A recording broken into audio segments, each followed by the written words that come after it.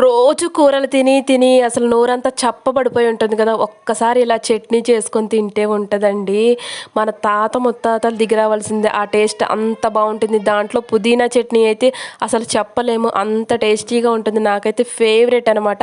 చేయడానికి మాత్రం చాలా సింపుల్ ప్రాసెస్ అండి, టేస్ట్ మాత్రం ఇచ్చి పడేస్తుంది, అంత బాగుంటుంది. మనం ముందుగా కట్ చేసి పెట్టుకున్న పుదీనాను బాగా ఫ్రై చేసుకొని, ఆ తర్వాత పల్లీలను కూడా బాగా ఫ్రై చేసుకున్నవి రోట్లో వేసి బాగా దంచుకోవాలండి, కొంచెం కచ్చా పచ్చాగా. ఆ తర్వాత మనం ఫ్రై చేసుకున్న టమాటాను కూడా దాంట్లోకి అయితే యాడ్ చేసుకుని బాగా దీన్ని కూడా దంచేసుకోవాలండి రోట్లో. ఆ తర్వాత ఏముంది చెప్పండి, మనం ఫ్రై చేసి పెట్టుకున్న పుదీనాను కూడా దాంట్లోకి అయితే యాడ్ చేసుకొని దీన్ని కూడా బాగా కచ్చా పచ్చాగా దంచేసుకోవాలి. తర్వాత 2 వెల్లుల్లి రెబ్బలు యాడ్ చేసుకుంటున్నాను దాంట్లోకి. కొంచెం ఆనియన్ కూడా యాడ్ చేసుకుని టేస్ట్కి సరిపడా సాల్ట్ కూడా యాడ్ చేసుకుని బాగా దంచుకోవాలండి. ఆ తర్వాత పోపు అయితే పెట్టేసుకుంటున్నాను. ఆ స్మెల్ ఉంటుంది చూసారా లాస్ట్లో, నిజంగా ఆసమ్ అండి, అంత బాగుంటుంది. ఒక్కసారి మీరు కూడా చెప్పబడినప్పుడు ఇలా ట్రై చేయండి. ఎనీవే, వీడియో నచ్చితే లైక్ కొట్టడం మర్చిపోకండి.